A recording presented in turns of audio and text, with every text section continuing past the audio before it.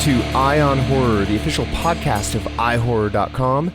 This is episode 54, otherwise known as Season 3, episode 18. I am your host, James J. Edwards, and with me, as always, is your other host, Jacob Davison. How you doing, Jacob? Still waking up, just getting used to daylight savings. We are recording this on November 1st, so last night was Halloween and daylight savings, which I guess we gained an hour, but who wants an extra hour of this year? Seriously. Also with us yet again, and as always, is your other host, John Correa. How you doing, Correa? Doing well. I appreciate the extra hour of sleep, to be honest. I'm back at working on stage, so it's been a hectic week or two. Working on stages like live theater? No, like for television. Oh, got it. Okay. Can't say what show, but well, yeah, reality competition, so. But it's interesting being back on stage, and my position is I'm one of the CCOs, the COVID officers and coordinators with that. So coordinating the test, organizing PPE, making sure everyone's doing stuff right, and it's good because we're like deep enough into this, being back to work and like doing this, that like there's not a whole lot of having to fight with people to wear masks. So that's nice. And everyone always takes the hand sanitizer when I pass it out. So it's a good feeling. Just got to make sure people don't eat inside. That's the one thing that's left over where people are like, oh, really? It's like, yeah, sorry, take that snack outside, bud. Well, you can't eat without taking your mask off. Yeah, I mean, like, we allow, like, people to take sips. Like, you can drink your water. Obviously, we're not going to stop people from hydrating. But, like, other than that, yeah, you got to do it outside. Cool. Yeah. What's been going on? This is the end of the Halloween season. What have you guys been doing? Is it, though? Or is Halloween every day? Halloween, 365. Halloween is a state of mind. As long as it's in your heart. But legitimately, the day is over, so, Yeah. So what have you guys been doing? What you guys been seeing? Anything cool? What's been going on at the drive-in, Jacob? Well, do you want me to just talk about how I spent my Halloween? Sure. Let's talk about Halloween. Okay. Well, yes. Okay, so yesterday, like, every year they do a horror-thon at the Arrow Theater, but of course this year they can't because of COVID and all that. So this year they opted to organize what they called the Horror-thon at home. So basically you pay for like a little party package, and you get a t-shirt and some other gear, and they send you some videos, and also like there's these kind of interstitials with like wacky characters and kind of running jokes like Korn Gorn the Living God, and this year was the big event was Korn Gorn versus Mecha Korn Gorn, as you can see on my Horathon shirt. Mecha Korn Gorn. Now for the viewers at home, his shirt features Korn Gorn, which is a living god, of course, but he looks like it's a Gorn mask from the original Star Trek, and he's versing a mecha version of that. If you didn't get that robot image, robot version, like Godzilla versus Mecha Godzilla.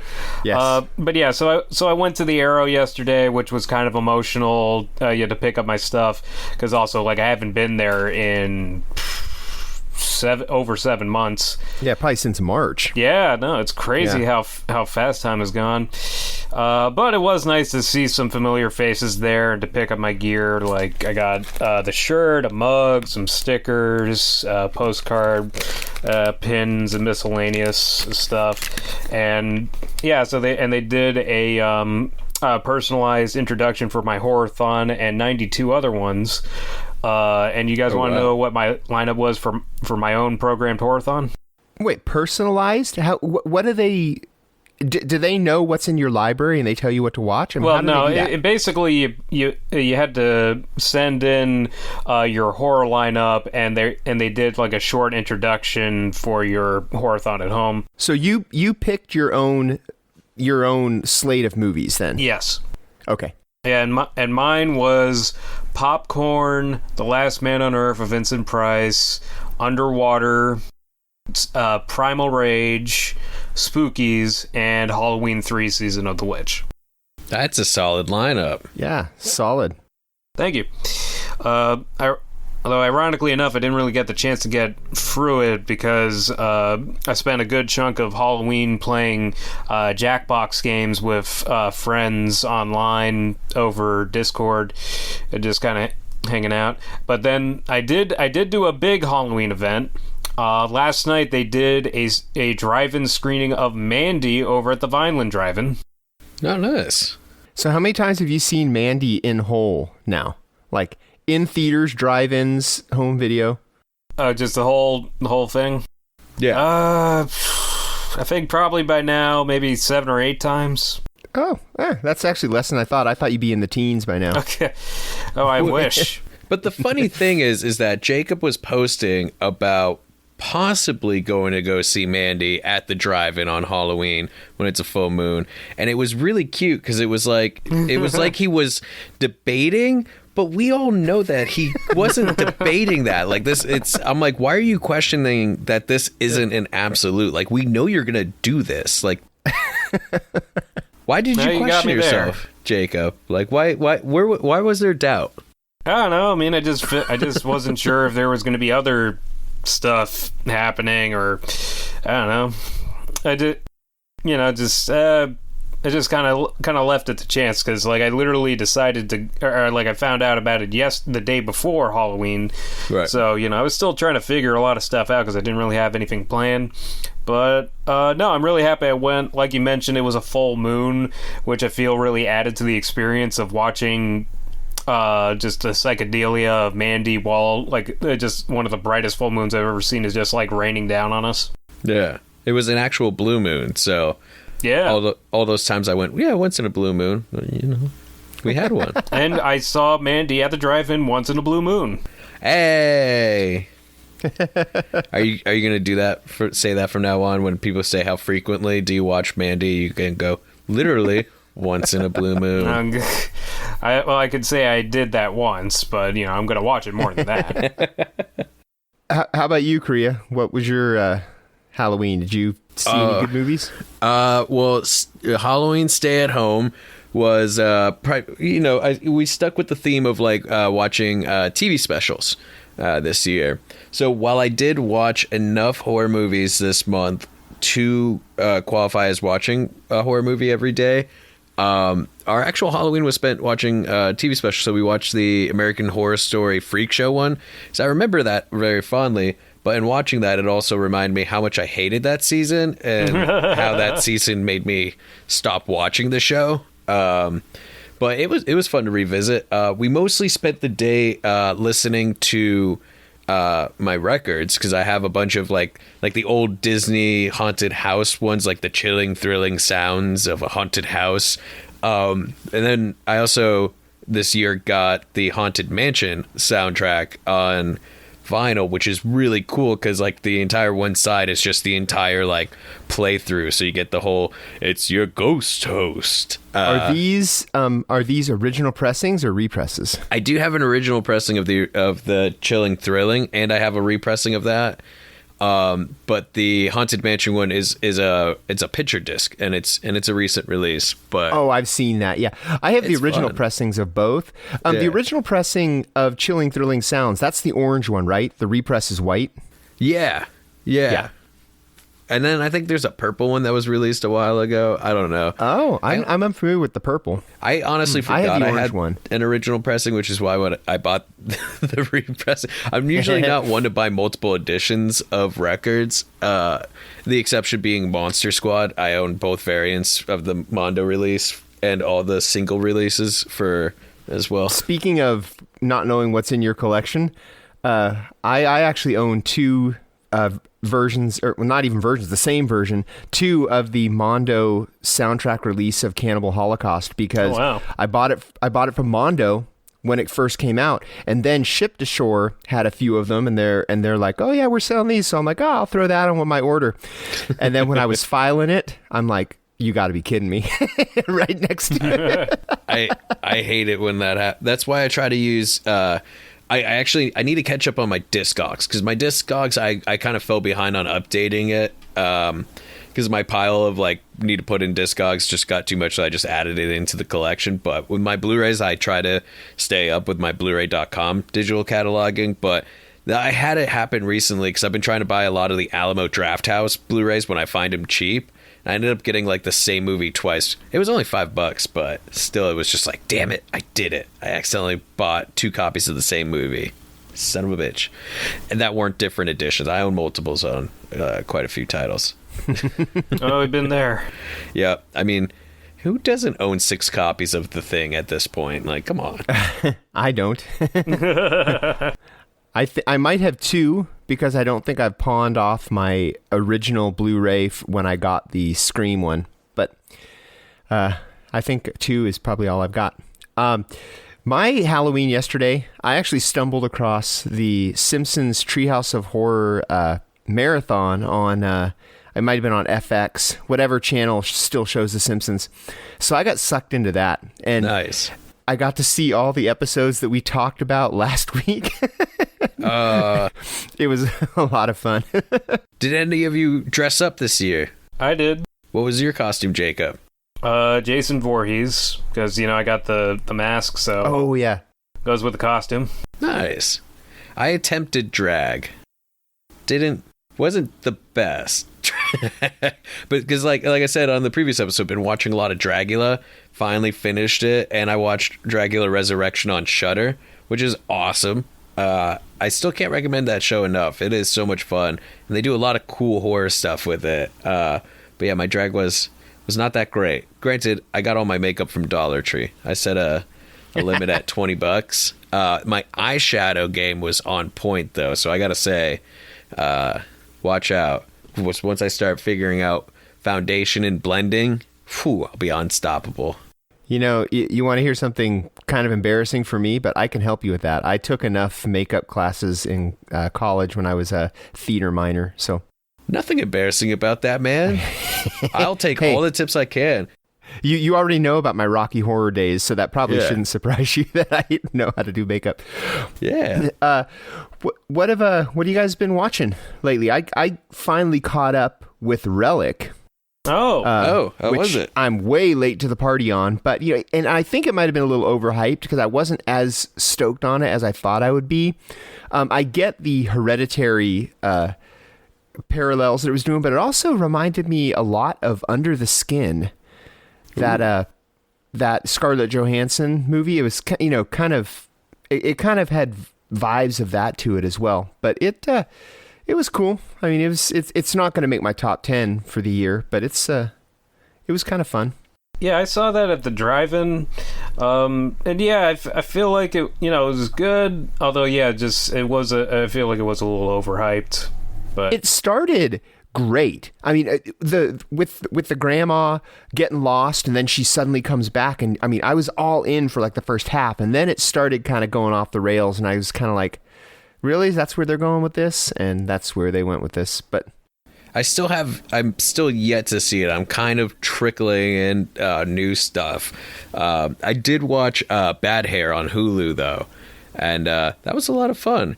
It felt like kind of like a B movie from the 80s.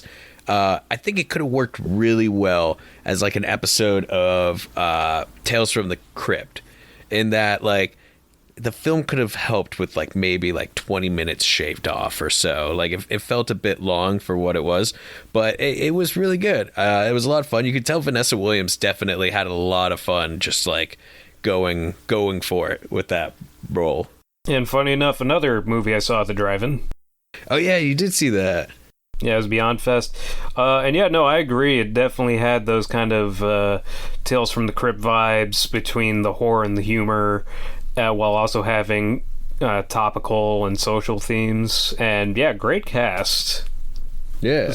It was a lot of fun. I haven't really watched a whole lot of horror just because things at work have been totally heating up. Something that really happened that kind of coincides with my work life. One of the things that we do at my company is we handle digital deliveries of feature films. And we did a delivery of a movie called The Empty Man. that I had never even heard of this movie, and I'm on all the press lists, and the only thing I can think of is because it wasn't playing anywhere in San Diego. That's why I didn't know about this, but I literally learned about this damn movie when we started delivering it, and I'm like, are you kidding me? Why is this the first I'm hearing about it? And I didn't see it, so this is just me talking about how weird things are for press releases now, because there's so many things that are sneaking under the radar. This is a theatrical release too. This isn't just a straight to video thing. Empty Man hit theaters, and I didn't find out about it until like 2 days before it was opening. There was no screeners offered, no screenings. Crazy. I think it's one of those like leftovers from the Fox buyout with Disney, where it's just kind of like trickling out, you know, kind of like New Mutants, but of course it didn't have because it is based on a comic book too, I believe, and but it doesn't have like, you know, as big of a presence as like New Mutants would have. So I think they're just kind of like, oh well, you know, we're just gonna kind of dump it right now because we need stuff out there. New Mutants had been being teased for so long that it was much more high profile. You're right. The Empty Man, I think, just snuck in under the radar. But man, it's just kind of weird. But the closest thing to actually a new movie that I've seen is Borat, subsequent movie film. Oh yeah, you guys watch it. It's not really a horror movie, but it's pretty freaking horrific. I mean, by now everyone's heard about the Rudy Giuliani scene. Yeah. There's no way that dude does not come off looking like a huge sexual predator in that damn movie. And there's no way to spin. I mean, I get it. Yeah, Sacha Baron Cohen and his people can manipulate through editing, but I can't see how they did this with editing. I mean, Giuliani is saying and doing these things. It's bad. It's gross, but I'm also kind of over the whole Borat shtick. It's like, I understand like Baron Cohen's, you know, he's a very smart man, you know, and like, you know, he does a lot of gotcha with like, you know, the right people like Giuliani and getting, because dude, that guy fully reached into his pants and grabbed his dick. Like, you fully see it. He totally went into that room expecting to have sex with a 15-year-old girl. Yeah, but it also, there's no way around it. Just like the whole character of Borat is so problematic, and just like the characterization and like a lot of the stuff, and it's like it's at a certain, and I had the same issues with Who Is America, the show he had on Showtime, where it's just like, why do you need to do these racist caricatures to do this? Like I get what you're doing, but like, why does it have to be that? You know, Borat was barely acceptable when it first came out with that type of caricature, but like, especially now, it's just like, kind of wish he can create like a new character that isn't, you know, some caricature of like this Middle East, you know, and West Asian area, you know, because he does that a lot. One of my Facebook friends, he's a director named Mitch McLeod, who I'm going to give him a little plug right now. He made a movie called Silhouette, which is on Amazon Prime. That's actually really good, so you should go watch it. But anyway, he had said on Facebook, he said, leave it to Sacha Baron Cohen to make something that's equally crass and poignant throughout.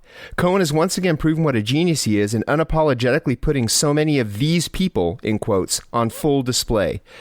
And that's pretty much what it is. It is completely uncalled for and crass, but what he's saying is so deep. You know, he's basically going into these Trump rallies and these right-wing things, and he's making fun of these people to their face, and half the time they're not even knowing it.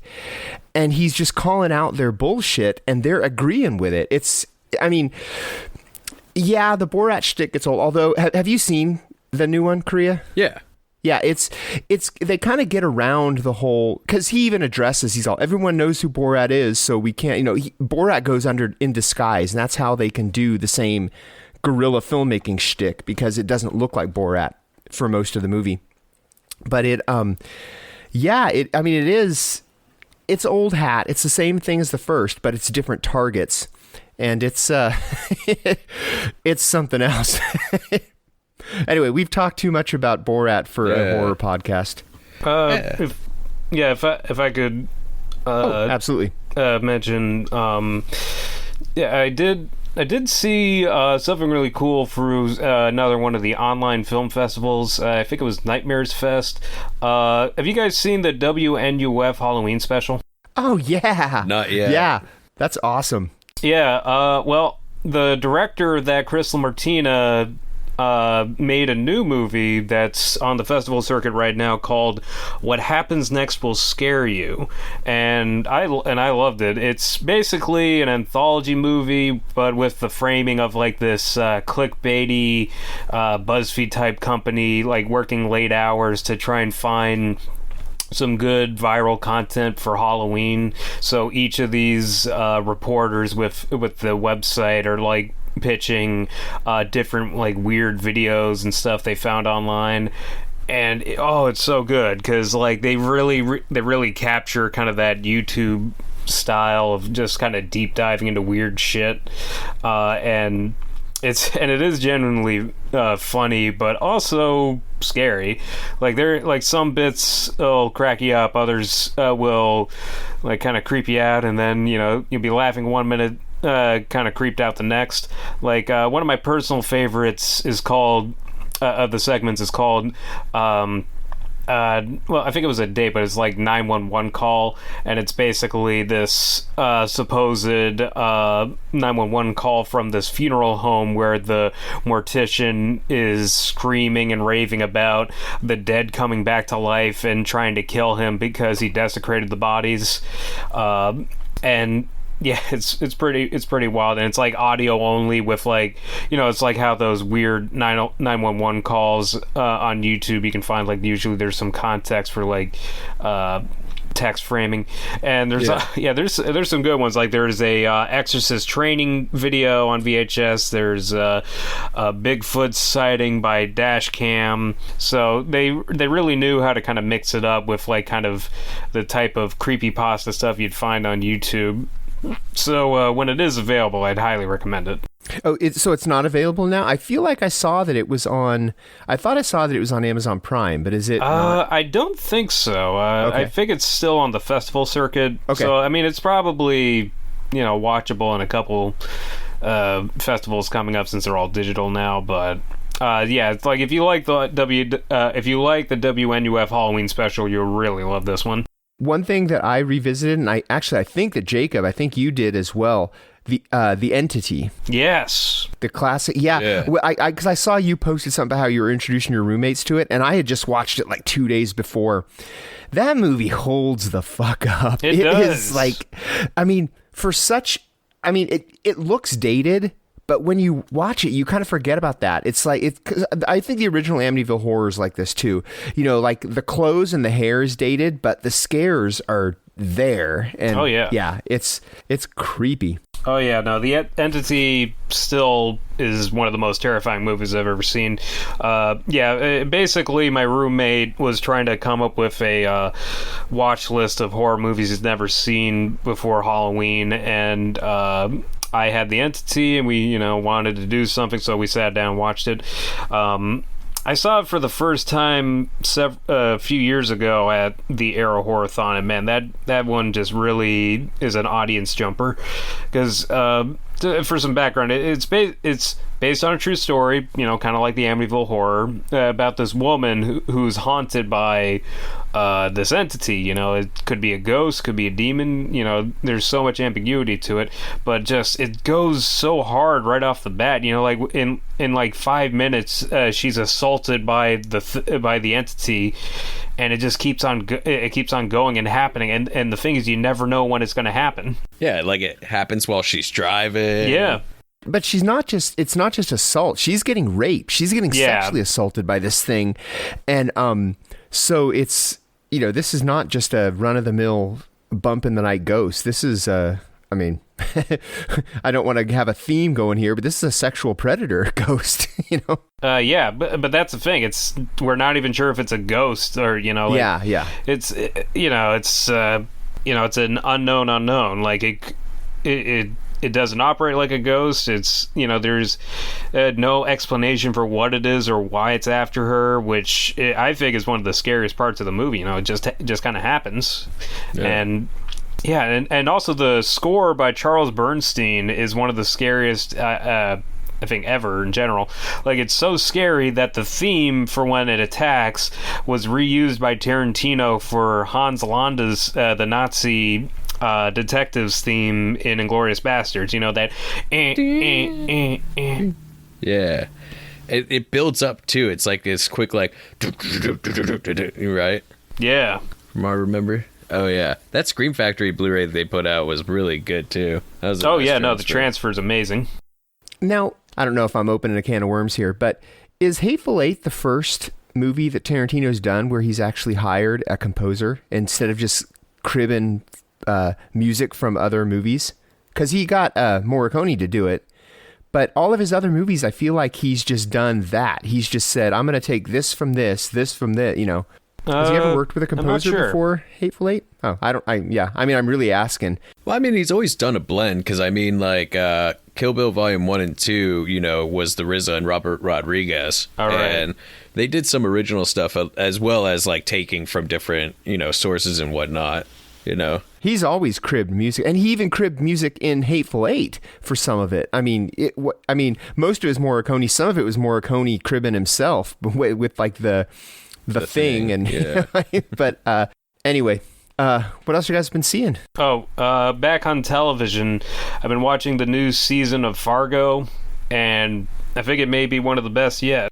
Oh, nice. And it does kind of border on horror a lot of the time. Like there's some very intense scenes, and yeah, no, and this season's just very interesting because, for one thing, it's not even set in Fargo. It's set in Kansas City, Missouri, circa 1950. Well, doesn't Fargo always jump around? Well, it does a little bit, but like this is about as far off as it can get. Usually, like, it might take place in another city, but there's, like, some connection to Fargo, you know? Like, it might be like, oh, we're following this family in this city, but then, like, another family from Fargo will come in or something like that, right? Yeah. So this is about as far removed as the series has gone. But, no, it is really interesting because it's about this kind of this gang war between the Italian mafia and this African American syndicate led by Chris Rock, and just as things kind of escalate between them, and the big kind of horror element to it is the actress Jessie Buckley plays this evil nurse named Nurse Mayflower, who's I guess that's kind of the Fargo connection, because she has a thick Minnesota accent, and she says she's from Fargo, but let's just say that she's got kind of a Nurse Ratched thing going for her, and she is terrifying. So it's been very interesting this season, and yeah, I've been watching it every Sunday. Like, it's been really good. Yeah, I need to find a new show now that Lovecraft Country's over. That was, talk about a great show. That one just went for it.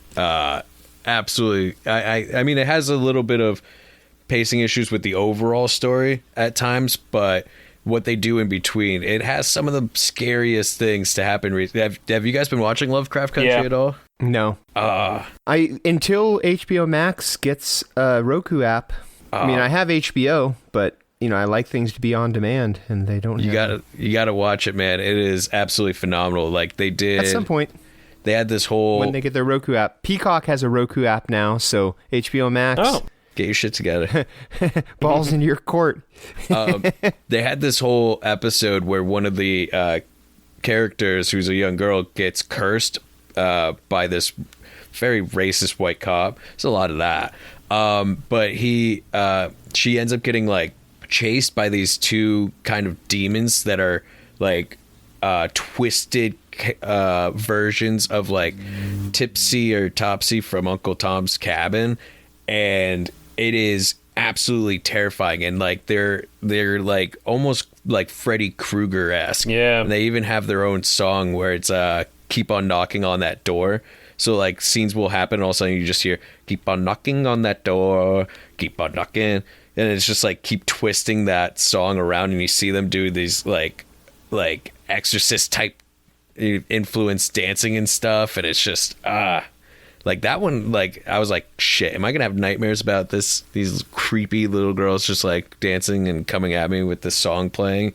What is an exorcist like dance? I mean, what kind of dance is it? I mean, no, I'm not quite sure if I know what you mean. Yeah, so like when she gets like real rigid and like go like the spider walk almost, but like as like a dance move almost, Okay, kind of like Thriller. More demonic, I would say. A more demonic Thriller almost. But but I'd highly recommend it. Highly. Oh yeah. Also, Halloween Eve, I partook in a watch party with the Alamo Drafthouse. Actually, they did a watch party of Satanis, the documentary about the Church of Satan. When Anton LaVey was still, so it's all about Anton LaVey and his house in San Francisco. The documentary is boring as shit. It's basically like the and I think I've talked about this before on the show. Satanist is only interesting when the neighbors are talking about Anton LaVey and the Satanists, because that's some of the funniest stuff. Like there's one guy who's legitimately upset with them because they don't keep up their lawn. Not because they're doing Satan stuff or because Anton has a lion. It's because their lawn looks like shit. But then you get to see one of the rituals. But mostly it's Anton LaVey being like some stuff about sex like constantly. But it was hosted by Louisiana Purchase, who is a drag queen in Austin, and she was a contender on season 3 of Dragula. And she was awesome. They provided some pretty fun commentary throughout, and then her and her drag daughter, Chick Fellatio, performed afterwards. Louisiana Purchase did Cramps' "Human Fly," and this song. I can't remember the name of the song off the top of my head, but it was like a doo-wop love song to Lucifer. It was really cool. It was a really weird and fun time. Louisiana Purchase, it's either a drag queen or a roller derby skater. There's a lot of names in both of those worlds where it's like, this would either be a really cool roller derby name or a really cool drag name. It works either way. And that is one of my favorite drag queen names. She was one of my favorites for season 3. She really knocked it out of the park, and she always had awesome references. She'd be like, "Oh yeah, I really want to go for like Cramps meets like Nosferatu with this look," and I'm just like, "Yes, do it! I want to see that." Back on television, in terms of surreal horror, the Eric Andre show returned after 4 years last week. Yeah, it's been a while. 4 years. Yeah. Jesus. Yeah, no, it has been, but Eric Andre's back, and shit is wild. Like, for this season, because like he always just does a weird new look every season. Like this time, he like gained a lot of weight. He got super tanned, got completely waxed, and wears like these big David Byrne suits to like intimidate guests, I guess. And yeah, it's just if you know the Eric Andre show, you kind of know what to expect in that. Expect the unexpected. Like one of his guests was getting repeatedly grabbed by like arms that would pop out of their chair, and Hannibal Buress, he's kind of the sidekick of the show, quits halfway through an episode, so Eric clones a giant clone of him named Blanable, who just kind of stands ominously by. He just stands there the whole time? Pretty much. Just standing there looking menacingly. That sounds fun. Yeah, I need to catch up on that. I love the Eric Andre show. It is fun. Yeah, they're doing like 2 episodes every night, every Sunday night. And yeah, of course the pranks are over the top as well. Like you brought back the legalized ranch guy. Oh yeah. I saw Lizzo did Bird Up as well. Oh yeah, I think that's going to be tonight. Lizzo up. let's move on to our topic, which we've already kind of touched upon several times. This is a real stream of consciousness, easy flow episode. But we did an episode a few episodes back asking if Halloween is canceled. And now that Halloween is come and gone, was it canceled? How was your Halloween season? How was it affected? Obviously it was different than normal. Was it still as cool? My neighborhood kind of gets trick-or-treaters, not a whole lot. But one thing I noticed that was kind of fun that my across the street neighbors did, they had pumpkins lining the front of their driveway. And they would ask as people would come up and say trick or treat, how many do you got? They'll say 7. And they would drive candy down to them in a little remote control truck and let them take their candy and drive it back up. So I thought that was kind of a clever little way to socially distance trick or treating. I think that kind of sums up trick or treating, that you had to find a way. I mean, who wants that many germs going around? But I thought that was kind of clever. That was kind of fun. What about your guys' Halloweens? What was different? What was better? What was not? Well, we only had one trick-or-treater this year, and that was Black Phillip. Yeah, it was my neighbor's cat, Black Phillip. He came by, we gave him some treats, but we never get trick-or-treaters. That was one of the saddest things. I was so excited about moving to LA and actually having trick-or-treaters. It's been going on 6 years, never had a single fucking trick-or-treater show up. Come on, guys, I have candy. That sounds weird. I shouldn't say stuff like that. Just, hey, kids, come on by, I have candy. But I mean, yeah, it was very different. I'm very used to, with the holiday season going out, haunted houses, Universal Studios, horror nights, and Halloween is usually like a big party night for me. So it was definitely a nice change of pace. I definitely noted to myself, this is probably the most sober I've been on Halloween in like 10 years or so. And that's a good thing. That's a good thing. No one needs that hot mess in a costume that I usually become. But it was nice. We just spent the day like at home making skull-shaped food. We made breakfast biscuits with sausage, egg, and bacon in the morning. For those who don't know Korea, who don't follow Korea on social media, he got this pan of basically a skull cooking pan. So now everything he eats is skull shaped. Listen, it's not just any skull shaped pan. It's a cast iron skull shaped cake pan. And yeah, we've been making everything in it. I've made skull shaped pizzas. Breakfast biscuits are fucking bomb. In that we've made cake. Obviously you got to make cake in it. Last night we made meat pies. Oh, they were so good. Yeah. And then we basically did a big blowout because we're going to try keto for a little bit, because if you don't try a fad, diet before your 30s, did you really live life, So yeah, we had to make everything yesterday. It's just really carb load for the next month. That's how it works, right? Yeah, it sounds about right.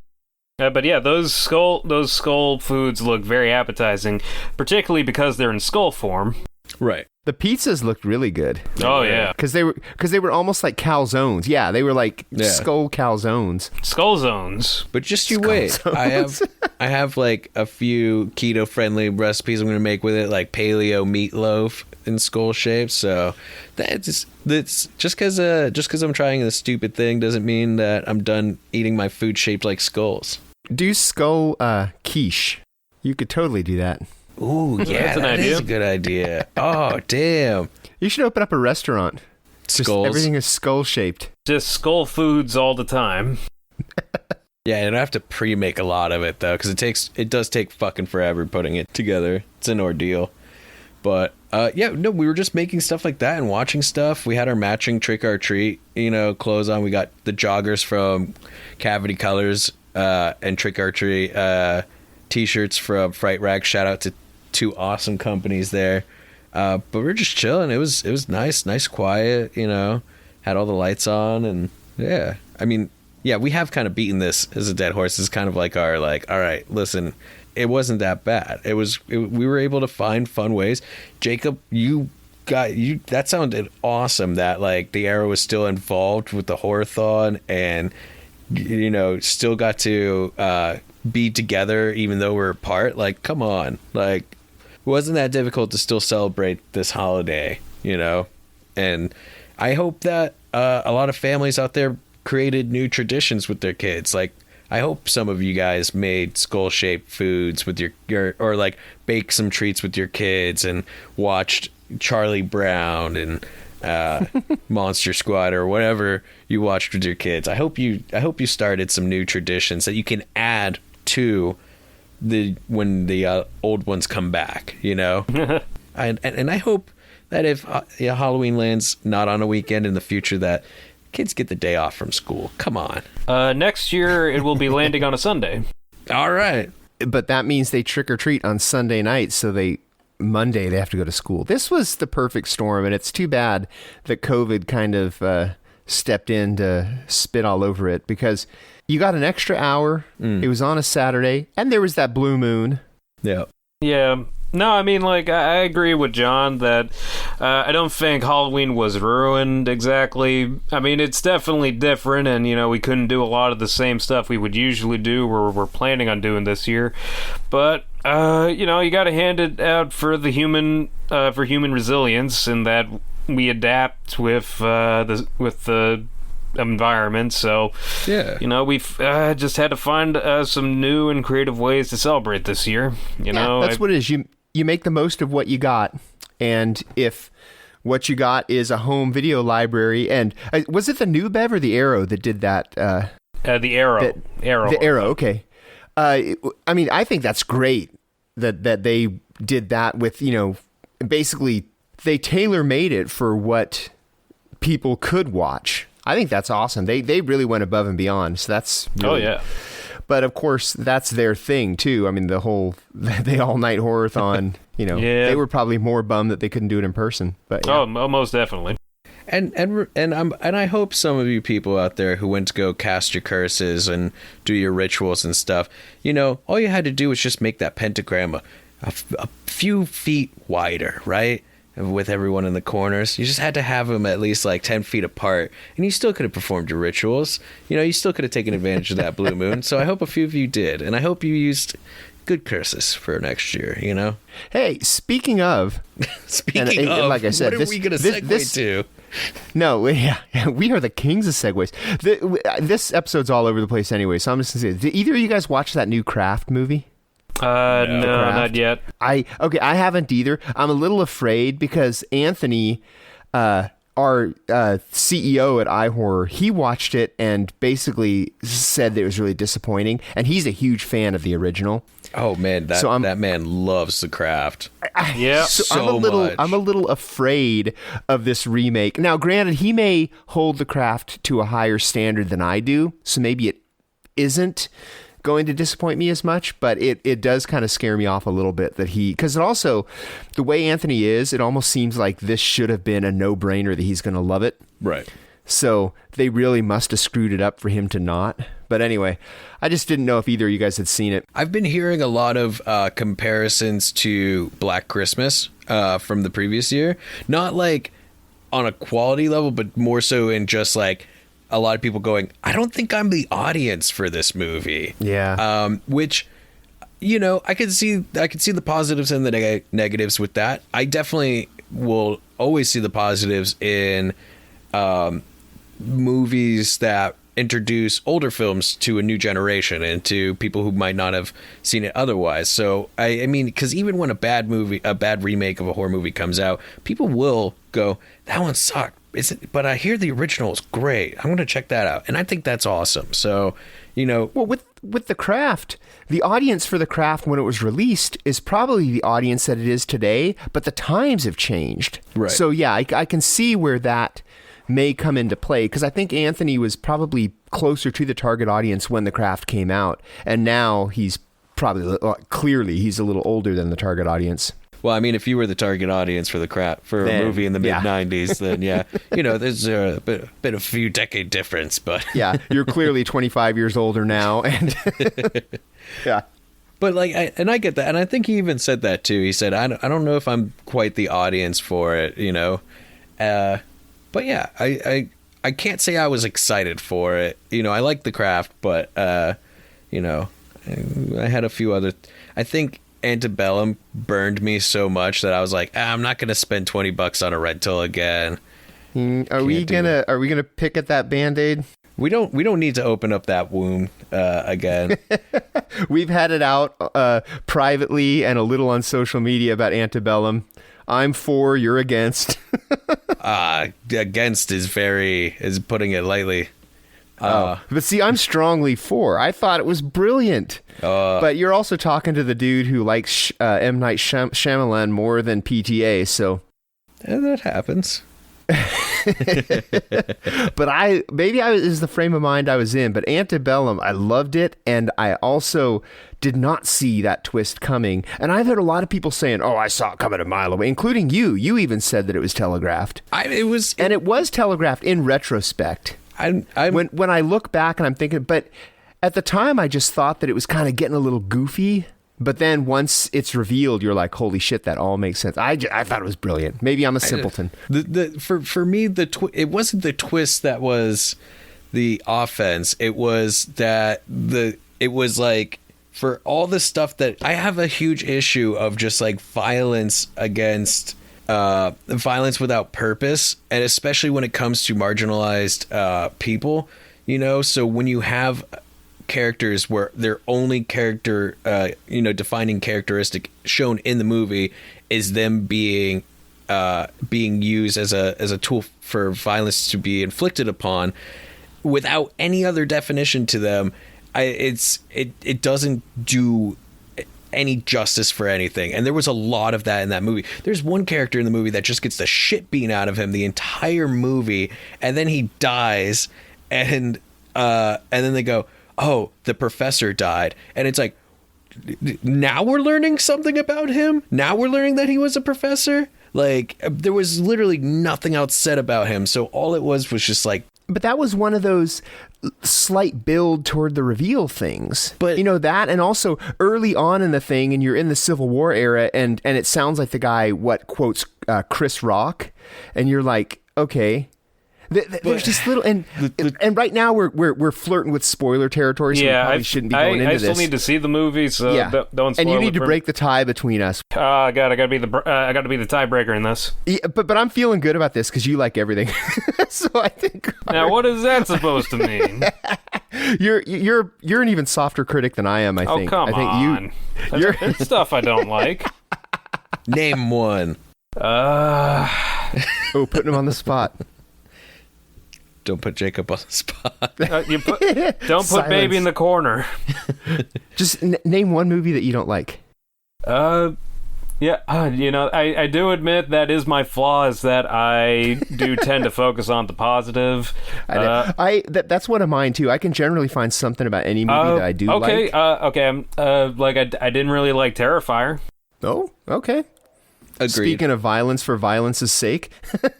Yeah, that one didn't really do it for me. Maybe you won't like Antebellum, though, because I think Terrifier's packed with what Korea's problem with Antebellum is. I mean, there's times and place. Don't get me wrong, torture porn can be fun.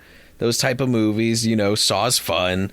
But it's just, if you're going to tackle something like slavery, have a bit more nuance, have a bit more hold yourself a bit more responsible in reflecting that, and not just have it be more of that. Like, do more.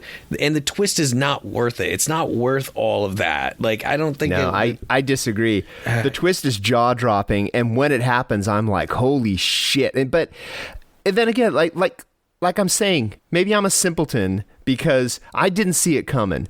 And when it did come, I was like, oh my God, this is brilliant. I still think it's brilliant. I think we need to have a mini-sode once Jacob watches it where we spoil it, because I have a lot of thoughts that can't really be expressed without spoiling it. And I don't want to pay respect to this movie of not spoiling it, but for I guess some people who might enjoy it, I won't take that away from you. But I just want to have an impartial viewing of it. But then we can talk about it to our heart's content. Oh yeah, so yeah, we'll do a. We'll revisit this. We'll put a plug in this for now, because I feel like we've already said too much for Jacob, but I think he can still go in with fresh eyes. Yeah, no, I mean, I still don't really know that much about it, and it's just like a digital rental now, is it right streaming now, anywhere? I mean, don't get me wrong. Me dropping $25 on Bill and Ted Bill and Ted 3, that was worth dropping $30. Oh yeah, digitally, totally. Speaking of these digital things, was anybody else totally disappointed with the Voodoo sales this Halloween? I didn't really keep an eye on those. They kind of blew. I did get all of the Lake Placid movies except for Part 2 for $7.99. Did you get that too? Which works out perfect because I got Lake Placid 2 from Dollar Tree for $1 a while ago. So is it worth it though? Because now I have spent I think I can honestly say I've spent $30, but that's 20 of which was on the first one for the Scream Factory. But I mean, those movies aren't good. The first one's only good because of my girl Betty White, So I don't know if I'm ever gonna get around to them, but I have them. So the Invisible Man is now $7.50, which is cool because that's absolutely worth it because that is incredible. Little Bird has told me that the 4K Blu-ray for it is going to be real cheap come Black Friday, so keep your eyes out for that. Little Bird. Cool. All right, what else do we want to talk about? Well, I guess how about we talk about the future? Do we have any horror-related plans coming up, or anything we're thinking about horror-wise coming up this month? I did not get to dive into my Friday the 13th box set like I wanted to for Halloween because a couple of reasons. One, I got caught up with work stuff, but also, and I know you both know this, I got a new puppy who takes up every bit of my time, so I couldn't really... it was hard enough to focus on a half-hour Simpsons episode divided into 3 parts, so they're actually 10-minute episodes. But so I intend to dive into the Friday the 13th box hardcore. Yeah. Oh, and that reminds me, the new Simpsons Treehouse of Horror and the Bob's Burgers Halloween special will be airing tonight. Yeah. It's tonight. So I hope you watched it if you're listening to this next week. Can't wait for Bob's Burgers. They always have the best Halloween episodes. Yeah. I am looking forward to my most anticipated Blu-ray release of the year, which is Second Sight's 4K restoration and discs for Dawn of the Dead. Oh shit, that's happening. It is. It comes out November 16th. I pre-ordered with Diabolic DVD because they're the most trusted website on ordering anything. And I am so anxious. I'm so anxious. I keep seeing reviews and everyone's like, this is the ultimate home video release. Everyone needs to own this. And I'm like, yeah, I know, I'm waiting. So just a few more days and that'll be my Christmas. But yeah, I do need to break into my Friday the 13th set too. A little upset about the disc, but hey, what are you gonna do? Yeah, I mean, I didn't really notice, plus most of them are fine. I made it through Jason Goes to Hell, so all I got left are Jason X, Freddy vs. Jason, and the remake. Oh, plus the bonus discs. I still need to dive into those. That reminds me, did you guys do the guys who made the Camp Crystal Lake Memories documentary? They did a special sale of the bonus disc that only was released with the Indiegogo backers or whatnot. Didn't know that. I missed it. Oh, I can't wait to dive into that because that would talk about dense viewing. That and Never Sleep Again are so fucking long, but yeah. Oh my god, those things are 8 hours? I know the Friday the 13th one is, yeah. I think that the Friday the 13th one might be 6 or 6.5 hours. The Nightmare on Elm Street one is 4. But still. So yeah, those are intense. Those are hefty. If you can find the double pack on Blu-ray, it's well worth the purchase with both of them included. And actually, I think Vudu has those on sale right now too, for decently cheap. You can get those cheap on Vudu in a bundle, and considering the amount of content that is with those, I mean, you're getting like over 10 hours worth of movie, and it's usually $8. Yeah. So yeah, that's a steal. And one of my favorite times of the year is coming up. The annual Black Friday Vinegar Syndrome sale and release. Yeah. Oh, man. I guess biannual because, they got the Black Friday event and then they got the halfway to Black Friday event now, but you know what I mean. There's some good ones. I already pre-ordered the full bundle because I was like, you know what, I'm going for it this year. So far, I just pre-ordered the Beastmaster and that sweet Fade to Black shirt. Yeah, I didn't get the shirt, but I went for the bundle because getting both those movies in 4K will be awesome. Oh, yeah. Oh, that's the thing. Like, I am so stoked for Fade to Black. Like, I've been waiting for a proper release for years. And I am interested in seeing what the mystery releases will be this year. Yeah. Because so far, their hints have been, one is an early 80s 3D horror movie, and the second is a late 80s, I think, like, practical effects, gory slasher movie or something. So it could be... Who knows? I don't know. Yeah. All right. Well, with that, let's get out of here. Yeah. Yeah. So, yeah, how was your Halloween? Let us know, and let us know what you're going to do post-Halloween to prepare for hopefully what won't be like this next Halloween. But in this, hey, this might be the new normal. Our theme song is Restless Spirit, so go and rock with them. And our artwork is by Chris Fisher, so go and check him out. Where can we find you guys on social media, Jacob? You can find me on Twitter at @JacobDavison_. That is at JACOBDAVISON_. And you can also find me on Letterboxd. Cool. And you, Korea? You can find me on Instagram and Twitter at Korean Barbecue. That's CORREIANBBQ. I'm also on Letterboxd, but don't find me. I just use it to track my diary. That's pretty much what I do too. Yeah, I'm on Letterboxd, but it just pretty much is how I keep track of what I watched. On Twitter, you can find me at Cinema Fiorite. That's like Verite, but with fear, so it's FEARITE. You can find all three of us on our Facebook Ion Horror page, our Twitter Ion Horror, the iHorror Facebook page, iHorror.com. I don't even know. We have an Instagram somewhere. You know, is that Tinder up yet? Tinder? Not yet. No, I got busy with work. That Pinterest? Do we have an Ion Horror Pinterest?